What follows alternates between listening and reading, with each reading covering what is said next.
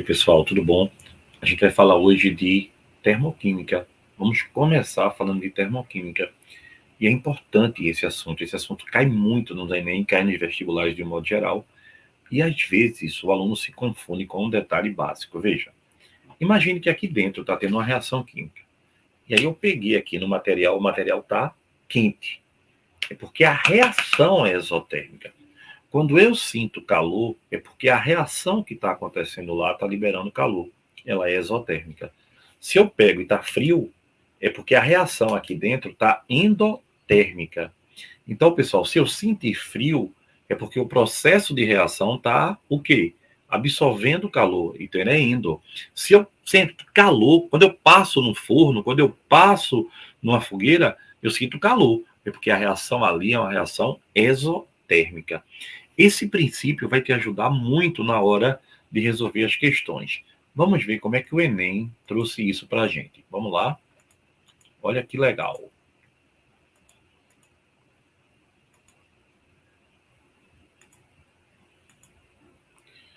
Vê, pessoal. Na parte da termoquímica, eles trouxeram assim. Sobre a diluição do ácido sulfúrico em água, o químico e escritor Primo Levi afirma que está escrito em todos os tratados, é preciso operar às avessas. Quer dizer, verter o ácido na água, e não o contrário. Senão aquele líquido oleoso de aspecto tão inócuo está sujeito a iras furibundas, sabem até os meninos do ginásio. Vê bem, pessoal, o que ele está dizendo é assim: se você vai colocar, tá certo, ácido e água, você coloca a água e pinga o ácido. Por quê? Porque quando você joga o ácido, se ao bater na água tiver um pingo que volte para você, o pingo que volta é o da água, que não vai lhe fazer nenhum mal. Agora, se você colocar o ácido e jogar água, quando você jogar água, que a água bater, se der um respingo, o respingo é do ácido. Sempre respinga o que está dentro do recipiente primeiro. Sim, e qual é o problema? O problema é que ao diluir ácido sulfúrico, o ácido sulfúrico libera uma grande quantidade de calor. Você vai se queimar, você vai sentir tanto calor que vai queimar. Então, isso é uma dissolução que você vai ter e ele vai liberar calor em você. Então, é uma dissolução exotérmica. Então, ele pergunta aí: o alerta dado por Levi justifica-se por quê? Letra E: a água inibe a liberação de vapores? Claro que não, né? A água vai inibir, pelo contrário, a água vai diluir. Mistura final de água e ácido separa-se em fases? Não. Água e ácido, no caso sulfúrico, é uma mistura homogênea. Não tem esse negócio de fase. Água provoca neutralização do ácido? Meu Deus, essa daí é a pior, né? Água neutralizar ácido? Não, né? Dilui. Mistura de água e ácido é explosiva? Não, não é explosiva. Explosiva, por exemplo, é água e sódio, né? Água e césio. Aí não. É uma diluição exotérmica que libera muito calor. E como é que eu tenho que saber disso, Guga? A gente fala em sala de aula no dia a dia. Muita coisa você precisa lembrar. Isso é uma delas. Por isso que tu estás aqui. Então, olha bem, pessoal. Os fenômenos, eles são acompanhados de liberação de calor ou de absorção de calor, tá certo? Calor é a energia que transita entre corpos com temperaturas diferentes. Por exemplo, quando você sai da água, você sente frio. Por quê? Porque a água que está no seu corpo evapora. E evaporar é um processo endotérmico. Para a água evaporar, ela tem que ganhar calor. Adivinha de onde ela tira? Da gente. Por isso que a gente sente frio. Ao sentir frio, você está o quê, pessoal? Está perdendo calor para uma reação. E ao sentir calor, a reação está dando calor para você. Ou o processo físico, no caso, né? Então a gente tem, por exemplo, processos endotérmicos, são os processos que absorvem calor, e processos exotérmicos, que são processos que liberam calor. Guga, nos processos físicos também tem isso? Tem, ó. Fusão, vaporização e sublimação acontecem de forma endotérmica. O gelo para virar água líquida e a água líquida para virar vapor d'água tem que ganhar calor, então é um processo endo. Logo, condensação, solidificação e ressublimação ou sublimação inversa são processos exotérmicos. É bom saber isso bem direitinho. Aí eu tenho aqui um exercíciozinho para a gente testar. Ó. Considere as seguintes transformações que ocorrem em uma vela acesa. solidificação da parafina que escorre na vela. Solidificar. Se ela está solidificando, ela está fazendo o quê, pessoal? Ela está virando do líquido para o sólido. Queima, guarda isso. Toda queima é exotérmica. Toda queima é exotérmica. Toda queima libera calor. E vaporização é endotérmica. Então ele pergunta, desses processos de transformação, apenas quais são endotérmicos? Solidificar, ó, é exotérmico, tá voltando, né? Toda queima é exotérmica e vaporizar, aí sim, passar do líquido para o vapor é endotérmico. Lembra que eu falei? Sólido para o líquido, líquido para o gasoso ou vapor. Então a resposta da questão seria a letra C. Então, ó, ao dissolver uma determinada quantidade de cloreto de amônio em água a 25 graus, obteve-se uma solução cuja temperatura foi de 15 graus. Pessoal, estava 25, passou para 15, ficou mais fria ou mais quente? Ela ficou mais fria. Então, a transformação descrita caracteriza-se por um processo que esfriou. Esse processo aí, você estava pegando aqui, estava 25. Agora, quando você mede, está 15. Quer dizer que diminuiu a temperatura. Então, ela liberou calor. Tá? Ela estava com 25, agora está mais frio. Então, se está mais frio, é porque o quê? Liberou calor. Quando libera calor, a reação fica mais fria. Olha a outra aí. Ao sair molhado em local aberto, mesmo em dias quentes, sente-se uma sensação de frio. Esse fenômeno está relacionado com a evaporação da água, que, no caso, está em contato com o corpo humano. Essa sensação de frio explica-se corretamente pelo que fato? Se a água evaporou, evaporar a água é endotérmico. E ela tirou calor de onde para evaporar? Do teu corpo, do meu corpo, do nosso corpo, do corpo de todo mundo. Então é um processo endotérmico com retirada de calor. Resposta na letra B. Então, pessoal, liga-se nisso, tá? Por exemplo, gás queimando em uma boca de fogão, exotérmico. Água fervendo em uma panela. Fervendo é mudando de estado físico. É passando de líquido para vapor, de líquido para gasoso. É endotérmico. Então, um está liberando calor, o 2 está absorvendo. Um é exo, 2 é o quê? É endotérmico. Por isso que eu estou batendo bem nisso, tá? Guga, e o que é entalpia? Entalpia é a quantidade de energia de uma reação, é a quantidade de calor de um sistema a pressão constante. A quantidade global, todos os calores que temos em um sistema reativo, todos os calores de uma reação a pressão constante, a gente chama de entalpia. E olha, pessoal, não é possível calcular a entalpia de um sistema, e sim a sua variação. Quanto eu tinha no início e quanto eu tenho no final, que eu chamo de ΔH, variação de entalpia. A diferença entre o que eu tinha no começo e o que eu tinha no final. Então, lembre-se, os processos exotérmicos são processos que perdem calor.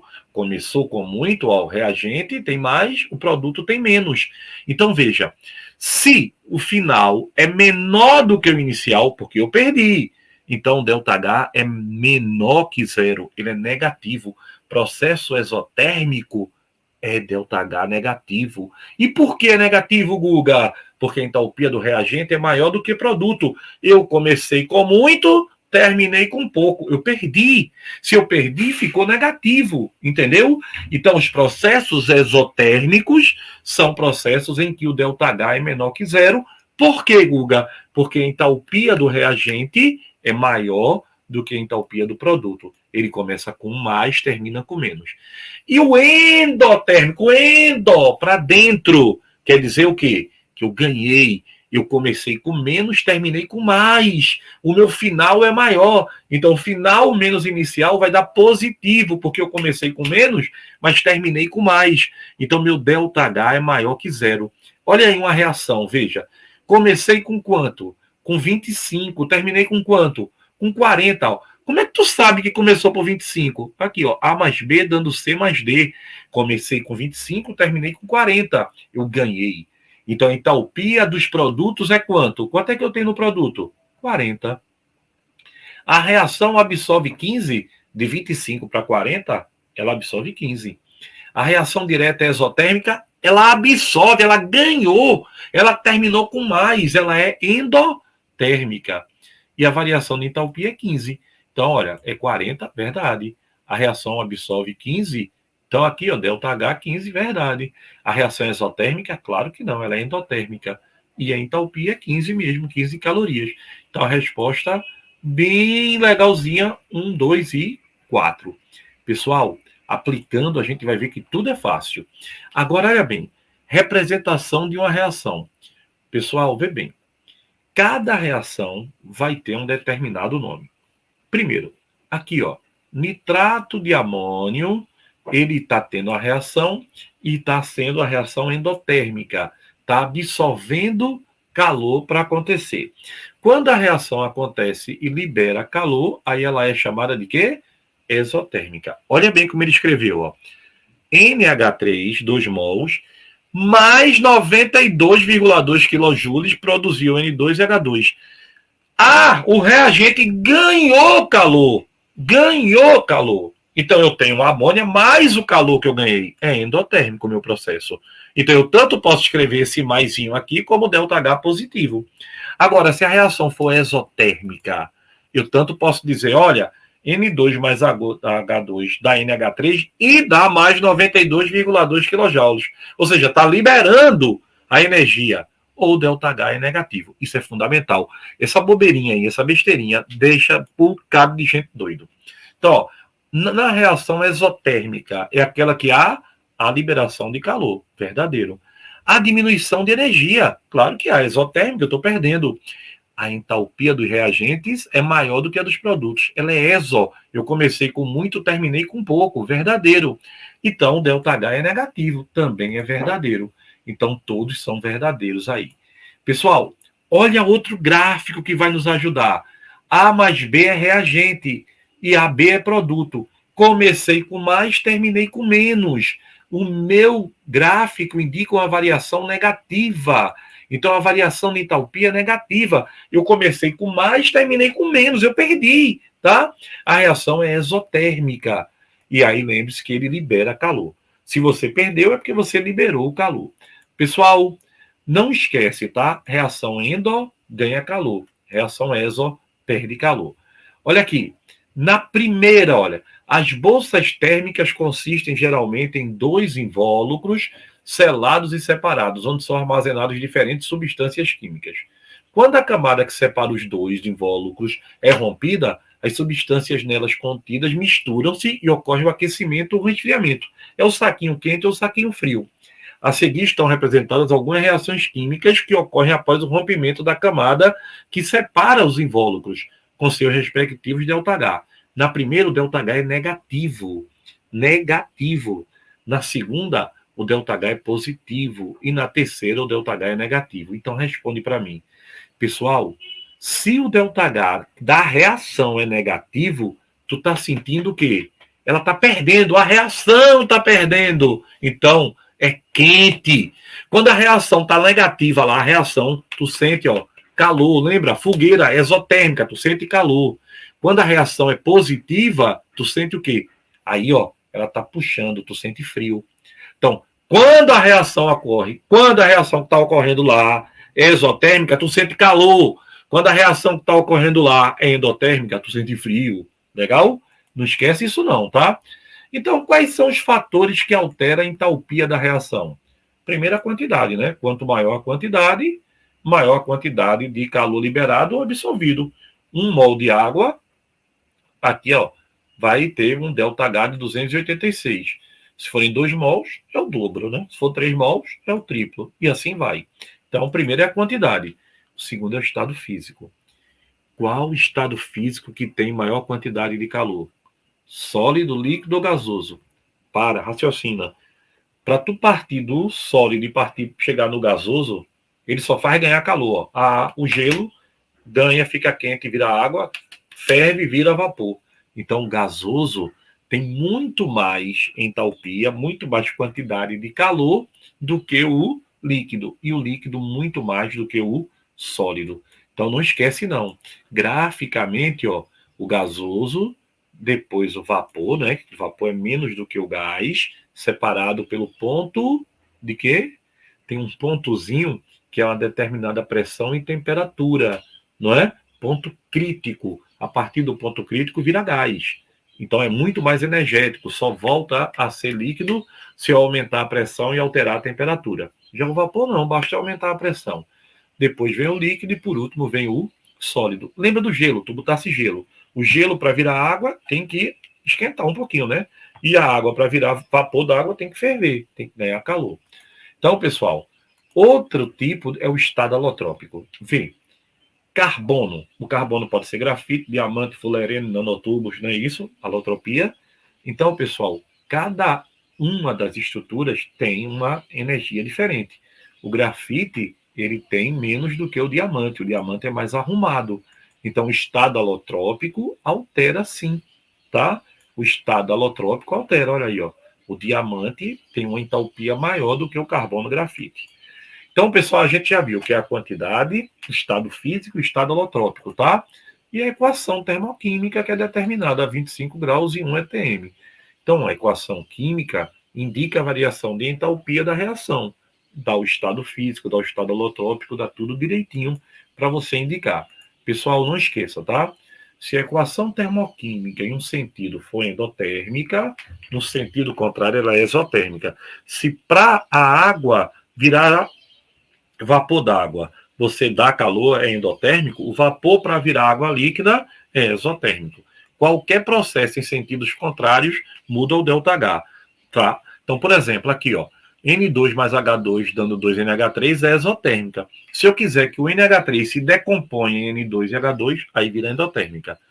Olha aí, são feitas as seguintes afirmações. A quantidade de energia liberada será maior se o produto obtido for 2 mols de NH3 no estado líquido.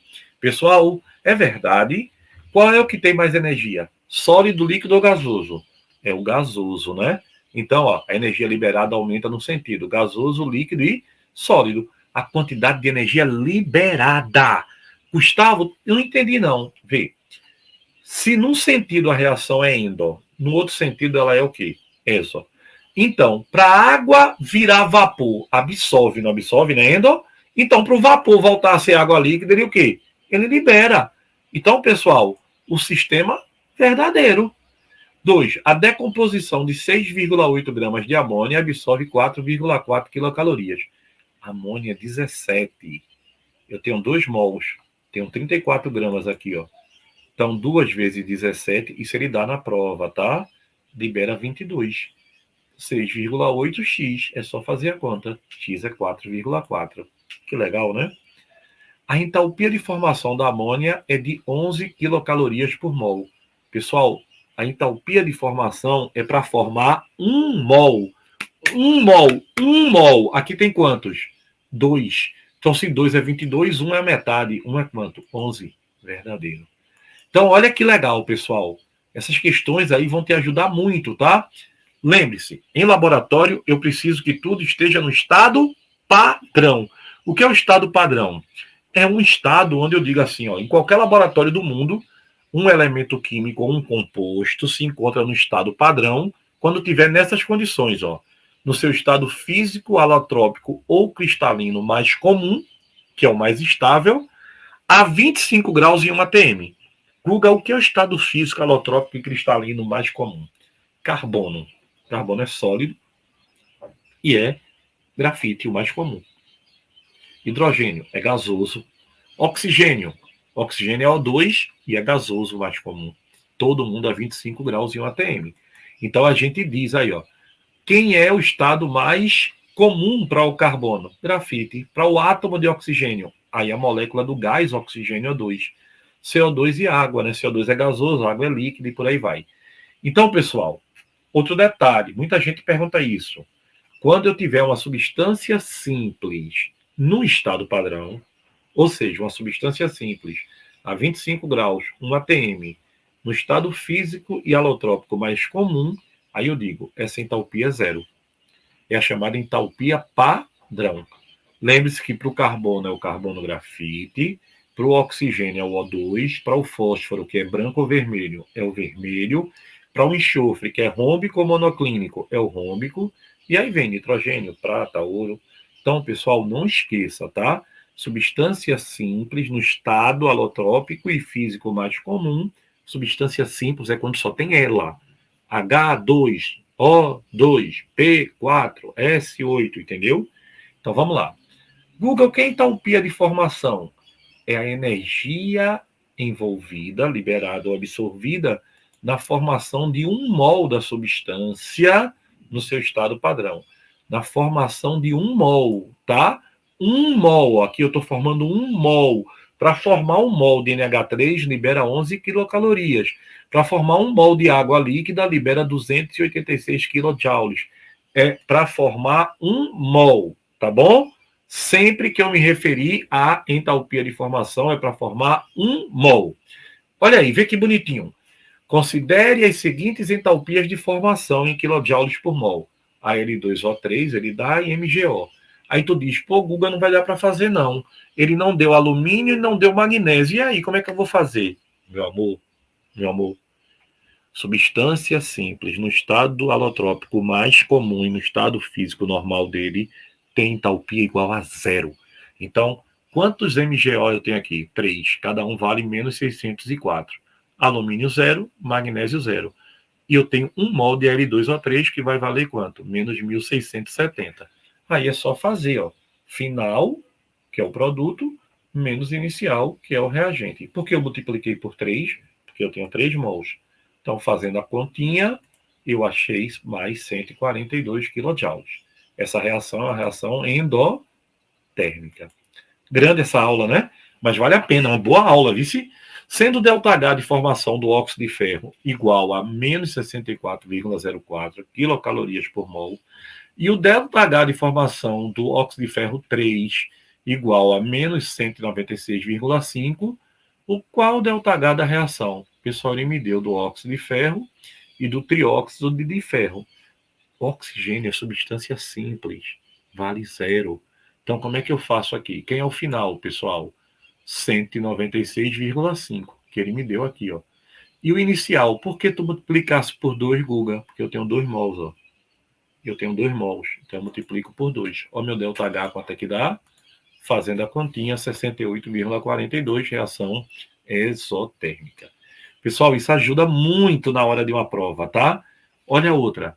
Eita, Guga, agora ele deu todo mundo. Deu. Tá balanceada? Tá. Então, ó, quem é CO? CO é menos 108. Quanto é H2? H2 é substância simples, esquece. Então, vai ser quanto? 108, né? Menos 108 no caso. E aqui, ó, quanto é CH4? Menos 75 vezes 1. E a água, vapor d'água, menos 287 vezes 1, porque eu só tenho 1 mol de cada um. Aí, pessoal, agora é só fazer a conta, matemáticazinha básica, né? Conta de padaria, e aí você acha direto 254 kilojoules. Então, pessoal, espero que vocês tenham entendido bem direitinho essa parte até aí, tá? Guga, entalpia de formação é para formar 1 mol da substância. E o que é combustão? Combustão é a queima do oxigênio. Então, a entalpia de combustão é para queimar 1 mol da substância. Exatamente. É para queimar 1 mol. Ó, queimar 1 mol de hidrogênio. Tá vendo?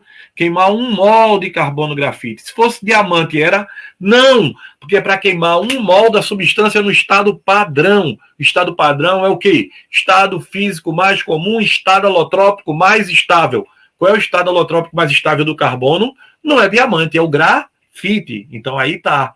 Certo? Então aí, ó, o calor liberado na combustão de 1 mol de metano é 212 quilocalorias.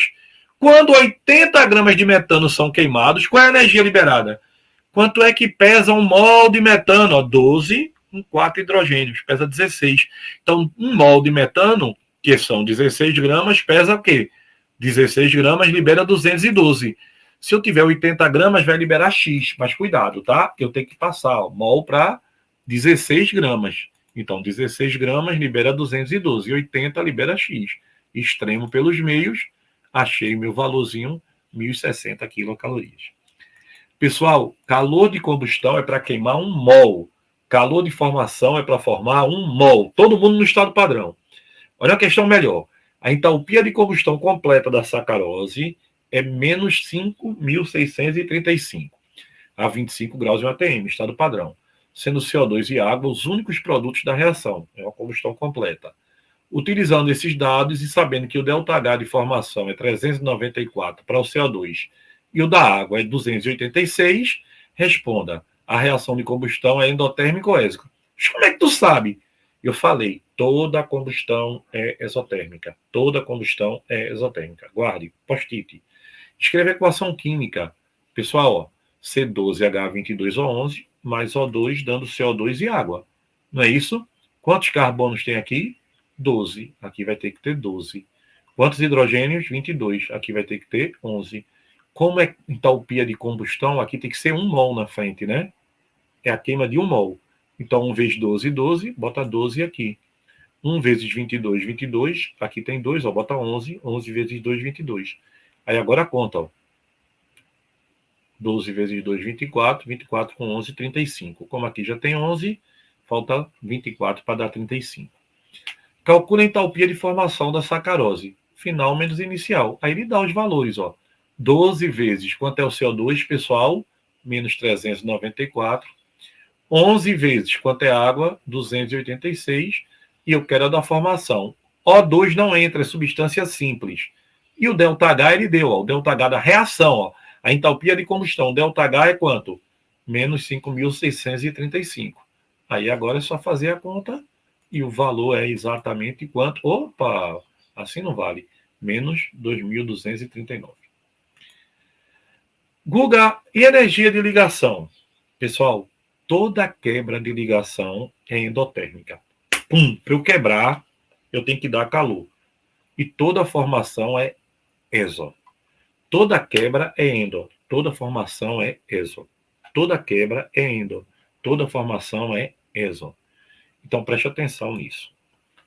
Ele deu essa reação: 2HCl, F2, 2HF, Cl2.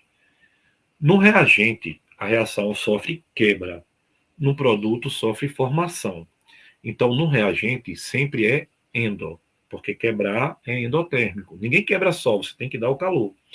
E para formar é exotérmica. Então, quanto é que vale HCl? Ele disse, ó, 431,8. Só que eu tenho 2 mols. Então, aqui, ó, HCl vai ser quanto? 2 vezes 431,8. F2, que é FF, vai ser 153,1. Na hora que eu fizer isso, eu vou determinar aqui, ó, 2 vezes 431,8 mais 1 vez 153. Achei o meu valorzinho do reagente, tá? Toda quebra é endotérmica. Agora, HF é quanto? 563,2. Eu tenho quantos mols? 2. Então eu multiplico por 2. 2 vezes esse valor, tá? E ClCl é 242,6, eu só tenho 1 mol. Aí junto, faço a minha continha e aqui eu já sei que é negativo. Guga, por quê? Toda quebra que é no reagente é endotérmica. Toda formação que é no produto é exotérmica. E agora é só fazer o maior menos o menor com o sinal do maior sendo respeitado. A reação é menos 352,3. Logo, ela é exotérmica. Pessoal, toda a reação, toda a questão de energia de ligação, o trabalho só é esse, tá? Lembre, reagente é endo, produto é exo. Ele dá a reação e dá as energias, ó. Veja, 3 mols de Cl2, 2 mols de NH3, 6 mols de HCl e N2. Quanto é que vale Cl e Cl? 58. Só que eu tenho 3 mols. Então é 3 vezes 58. Concorda? 3 mols. NH3. Cada NH3 vale quanto? Cada NH vale 93. Então tem 1, 2, 3 vezes 2, 6. Concorda? Tem uma ligação, 2, 3 vezes 2 dá 6 vezes. Então isso aqui é a minha entalpia do reagente. Por que é positiva? Porque toda quebra é endotérmica. HCl vale quanto, meu amigo? 103. Eu tenho quantos? 6. Então é 6 vezes 103. E N tripla, 225. Eu só tenho 1, 225. Coloco o sinal negativo. Por que negativo? Porque toda formação é exo. Aí é maior menos o menor, o sinal do maior, menos 111. É isso que é a entalpia de ligação.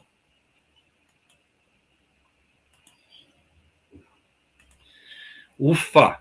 Eu sei que você deve estar dizendo, pô, Guga, que aula longa, foi pesada essa, né? Também acho.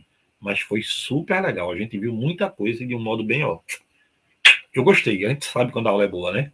Segue o canal, dá uma força e manda um beijo para mim também.